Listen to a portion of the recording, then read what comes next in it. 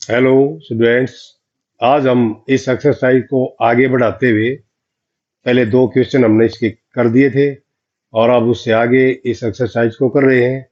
और आपने यदि पहले वाले क्वेश्चन ना देखे हो तो आपको इसमें लिंक दे दिया है मैंने। डिस्क्रिप्शन बॉक्स में आप इस लिंक को खोल के चेक कर सकते हैं, देख सकते हैं। और आगे के क्वेश्चन अब हम कर रहे हैं। ये थर्ड क्वेश्चन है। क्या एक चतुर्भुज ए बी सी डी समांतर चतुर्भुज हो सकता है यदि angle D plus angle B is equal to 180? कोई चतुर्भुज अगर हम बनाते हैं इस प्रकार और इसका नाम हम लिखते हैं ए बी सी डी, और यहां दे दिया angle B D plus angle B, यानी कि ये डी है और ये बी है। समानांतर चतुर्भुज के लिए कंडीशन ये है कि ये दोनों इक्वल होने चाहिए। डिग्री की कोई कंडीशन है, कितने डिग्री के होने चाहिए, इक्वल होने चाहिए। तो इसने क्या लिखा, इन दोनों का योग लिख दिया 180। ये तो कोई कंडीशन नहीं है समांतर चतुर्भुज के लिए, तो इसका हम लिख सकते हैं कि नहीं, समांतर चतुर्भुज नहीं हो सकता। सेकंड पार्ट में क्या है, ए बी बराबर डी सी, यानी कि दोनों इक्वल 8 सेंटीमीटर, ए बी भी 8 और ये भी 8। ठीक है, सम्मुख भुजाएं, ये सम्मुख भुजाएं इक्वल है। ए डी 4, ये 4 और बी सी 4.4, ये 4.4। तो इस दिशा में भी, इस कंडीशन में ये अपोजिट साइड यानी कि ये साइड इसके इक्वल होनी चाहिए थी, जो कि नहीं है। ये 4 है, ये 4.4 है, तो हम इसमें भी लिख सकते हैं कि नहीं, ये समांतर चतुर्भुज नहीं हो सकती।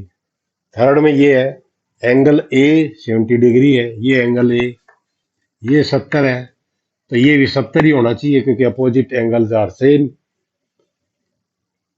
लेकिन इसने ये 65 दे दिया, तो इसमें भी नहीं आएगा किसी भी, यानी कि 1 2 3 तीन पार्ट्स दे रखे थे, तीनों में हम कह सकते हैं कि समांतर चतुर्भुज नहीं हो सकते। फोर्थ क्वेश्चन है ये,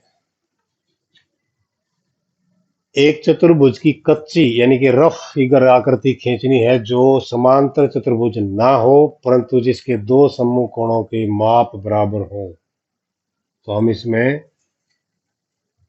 ये खींच सकते हैं, एक पतंग खींच सकते हैं, जैसे ये हमने, और यहां इन दोनों पॉइंट्स को मिला देते हैं।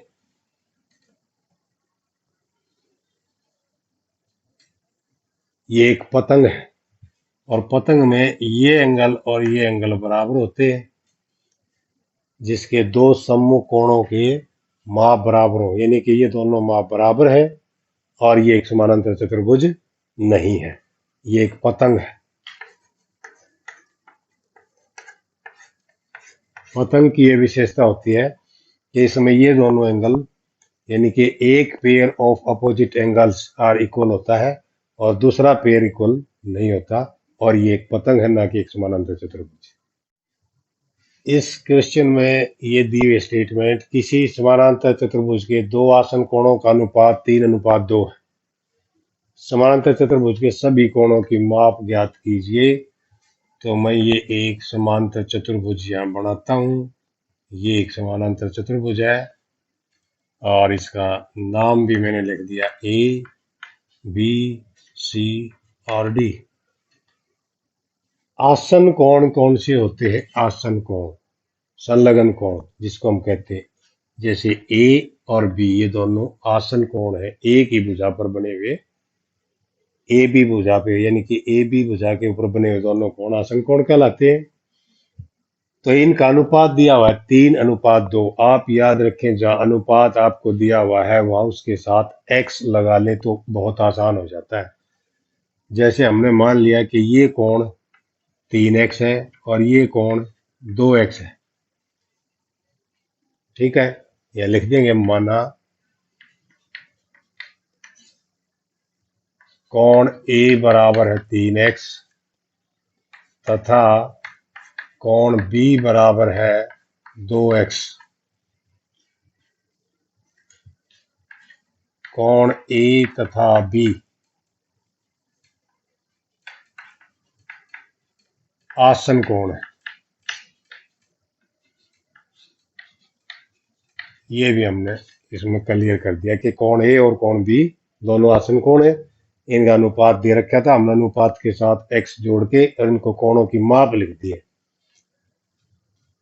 अब हमें पता है कि आसन कोणों का योग 180 होता है। हम लिख भी सकते हैं यहाँ आसन कोणों का योग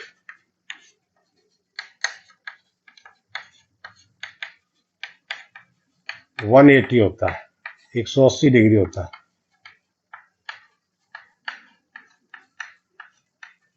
ठीक है, यहां तक क्लियर। चलिए नेक्स्ट। तो इसका मतलब है 3x जमा 2x, ये है दोनों आसन कोण, तो इनका योग कितना होगा 180। ठीक है, जोड़ दो, 5x होगी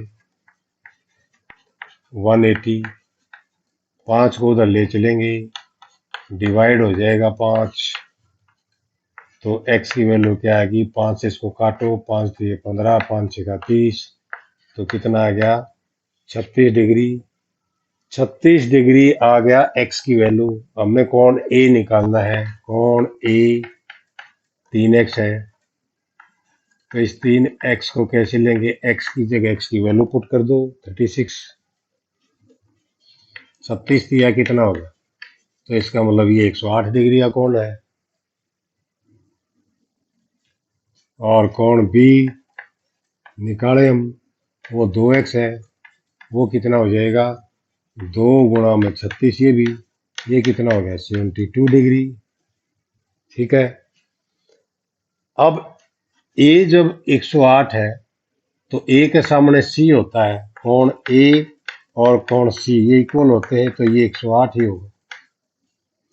और B के सामने D है, तो कोण B इज इक्वल टू है कोण D, ये 72 डिग्री है। तो चारों एंगल हमने निकाल के दिखा दिए। यहाँ एक थोड़ी सी जो मैंने फील की है वो ये है कि जिस तरह से ये एंगल जो दिखाई दे रहा है, वास्तव में ये एंगल इस एंगल से छोटा दिखाई दे रहा है, जबकि हमने इसको 3x और इसको 2x मान लिया, क्योंकि फिगर इस तरह से बनाई गई है। इस फिगर को आप थोड़ा सा चेंज कर लेना। कैसे चेंज करोगे, इस प्रकार से बनाना अच्छा रहेगा आपके लिए। ये क्योंकि ये एंगल बड़ा लिया है, तो हमने इस प्रकार से यहाँ इसको ऐसे बनाना है, ये ठीक है। ए बी सी और डी, अब ये एंगल लगता है इससे बड़ा है। ठीक है, तो इसको हमने 3x माना और इसको 2x माना था, और आगे ये इस प्रकार से आपका क्वेश्चन एज इट इज। ये 6th क्वेश्चन है।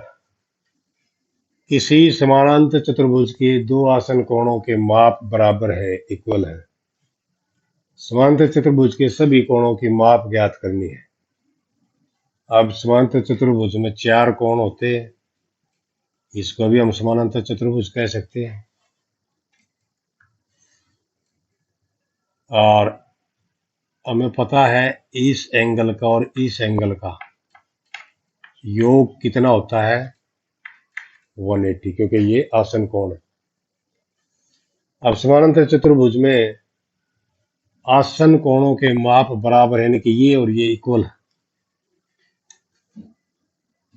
आसन कोण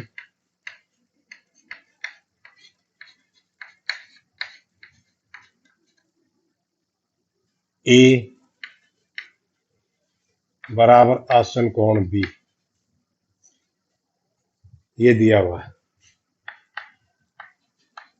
ये हमें को दिया हुआ है।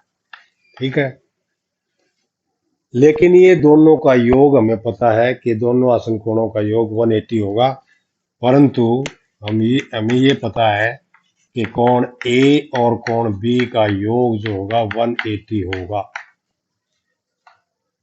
ठीक है, दोनों बराबर भी है, तो दोनों बराबर है तो कितने के होंगे 90 के होंगे, जरूरी बात है, तभी तो 180 होगा। तो हम क्या करेंगे, कोण ए और कोण बी की जगह भी कोण ए ही लिख दिया हमने, क्योंकि ये दोनों बराबर है। जहां बी था उसकी जगह भी हमने ये लिख दिया, तो डबल हो गई ये। तो कोण ए का मान कितना आ गया 180। इस दो को इधर ले जाएंगे, इसको ये काट देगा, तो कितना आ गया 90 डिग्री आ गया कोण ए। और कोण बी भी 90 आ जाए क्योंकि दोनों इक्वल हैं। कोण ए बराबर कोण बी बराबर आ गए 90 डिग्री। ठीक है। और बी और सी का योग भी उतना ही होगा, कितना 180। लेकिन इससे हम ये हो गया है कि कोण ए के इक्वल तो ये होना चाहिए, कोण ए बराबर कोण सी, ये बराबर होंगे 90, क्योंकि ये सम्मुख कोण है, सम्मुख कोण बराबर होते हैं। और बी के सम्मुख डी है, कोण बी बराबर है कोण डी, ये भी 90, क्योंकि ये भी सम्मुख कोण है। ठीक है। तो चारों कोणों का माप हमने ज्ञात कर लिया। यहां एक फिगर दी है और इसकी स्टेटमेंट देखिए। संलग्न आकृति HOPE, ये है HOPE, एक समानांतर चतुर्भुज है। ये XYZ कोणों की माप ज्ञात कीजिए, ज्ञात करने में प्रयोग किए गए गुणों को बताइए। अब यहां हम सबसे पहले दिखाई दे रहे हैं कि ये कोण 70 डिग्री है, ये Y है, इधर का कोण बताने रखा है कितनी डिग्री है, इसको हमने मान लिया कोण 1 है, नाम इसका 1 रख दिया, कोण 1। और एक इस कोण का नहीं पता हमने, इसको हमने मान लिया 2। अब यहां इस फिगर में जहां दिया हुआ है 70 डिग्री बाह्य कोण, हम लिखेंगे समांतर चतुर्भुज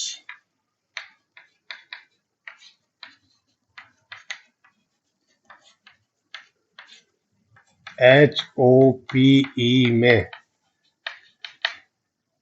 बाह्य कोण, बाह्य कोण ये है, बाह्य कोण 70 डिग्री है।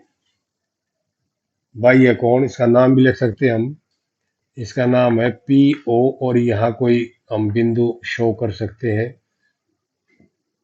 डी लिख दिया मैंने, POD।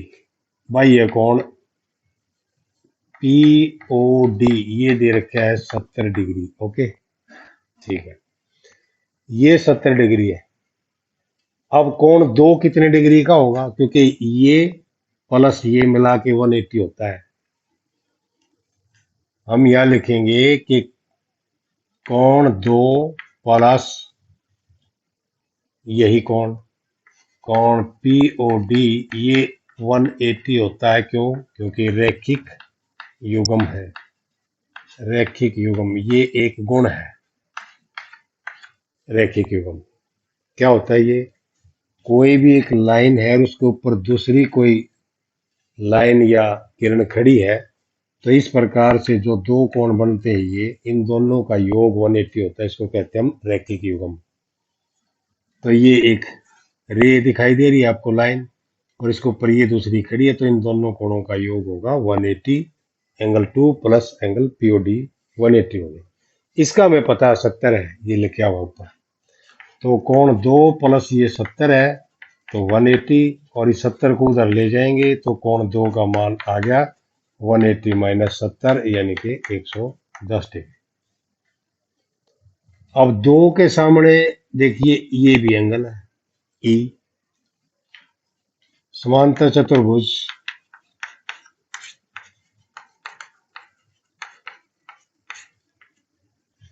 में कोण दो बराबर है कोण E, सम्मुख कोण है, ये आमने सामने के कोण है। तो जितने डिग्री का दो उतने डिग्री का E हो गया। इसका मतलब कोण E जो है वो कितने डिग्री का हो गया? 110। ये 110 हो गया। ये 40 है। कोण एक का हमें पता नहीं, लेकिन एक और E और ये 40 दो तीनों एक ट्राइंगल के कोण है, और ट्राइंगल के कोण है तो हम लिखेंगे ट्राइंगल कौन सी है? ये ट्राइंगल PEH में तीन कोण है, कोण 1 प्लस कोण E और प्लस कोण 40 डिग्री, इनका जोड़ क्या होगा 180 होगा। इनका हमने पता है ई का, ये 110 है, ये 40 है, तो कोण 1 प्लस यहाँ 110 भर दिया प्लस यहाँ 40 है और 180, इन दोनों को जोड़ेंगे तो 150 हो गया। 150 को इधर ले जाएंगे तो ये माइनस हो जाएगा, तो हम यह लिखेंगे कि कोण 1 जो है, देखिए कोण 1 इज इक्वल टू आ गया 180 में से 150 घटा दिया तो 30 डिग्री का आ गया 1। ये 30, ये 40, ये इसका हमें पता है ये 110 है, हो गए ट्राइंगल के तीनों कोणों का योग 180। अब हमने क्या निकालना है, y और z निकालना है। इसके लिए देखो, ये जो ईपी है यह है ईपी और ये HO, ये HO दोनों पैरेलल है, और ये है HP, यानी कि इनको ये काट रहा है ये HP, ठीक है। तो ये एंगल और ये एंगल एकांतर कोण होते हैं, एकांतर कोण, और ये इक्वल होते हैं। जब दो पैरेलल लाइन को कोई तीसरी लाइन काटती है तो इस प्रकार से जो दो एंगल बनते हैं वो एकांतर कोण कहते हैं हमको, और इन दोनों इक्वल होते हैं। तो इसमें से हमने इसका तो पता ही है 1 का, अभी निकाला है 1 30 डिग्री है, तो इसका मतलब ये भी जेड भी 30 डिग्री होगा। कोण 1 बराबर है कोण जेड, ये कितने हैं, ये दोनों 30 डिग्री क्यों है, इसमें हम लिख भी देंगे ये एकांतर कोण है। एक तो ये है हमारा गुण, तो यह पूछा गया ना ज्ञात करने में प्रयोग के गुणों को बताइए, एकांतर गुण का हमने प्रयोग किया है। अब z की वैल्यू का पता लग गया, एंगल 2 का हमें पता है, y का हम बता सकते हैं कितना है, और नहीं तो हम इसी गुण का प्रयोग करके भी 2y का ज्ञात कर सकते हैं। जैसे अब y देखिए, ये लाइन है एक, ये लाइन ये होगी PO, ये P है या O है PO, और इसके पैरेलल है EH, इसके पैरेलल है EH, ठीक है, या E या H, EH, और इनको ये काट रही है HP, ये यहाँ काट रही है, तो ये एंगल और ये एंगल भी इक्वल होंगे, ये भी एकांतर कोण है। इस एंगल का हमें पता है ये 40 है, तो ये भी 40 है, ये एंगल 40 है और ये एंगल भी 40 हो जाएगा। तो इसका मतलब इस एंगल को हम क्या नाम देंगे, इसको नाम दे दे हम EHP, angle EHP is equal to angle HPO, ये एकांतर कोण है। ये 40 डिग्री का है EHP, ये 40 डिग्री है, और तो ये भी इतने का हो जाएगा HPO, और इसको ये y है, HPO एंगल का नाम y है, तो y की वैल्यू 40 आ गई है। तो इस प्रकार से हमने x y z के मान भी ज्ञात कर दिए, और हमने कौन सा गुण का प्रयोग किया, एकांतर कोण गुण। तो आप इन सवालों की प्रैक्टिस करें, practice makes a man perfect, इसीलिए कहा गया कि प्रैक्टिस करोगे तो आपको आसान लगने लग जाएंगे, और प्रैक्टिस नहीं करोगे तो जो क्वेश्चन आपको बोर्ड पे आसान लगते थे वही मुश्किल दिखाई देने लग जाएंगे। इसलिए आज अब हम यही समाप्त करते हैं। Okay, thank you.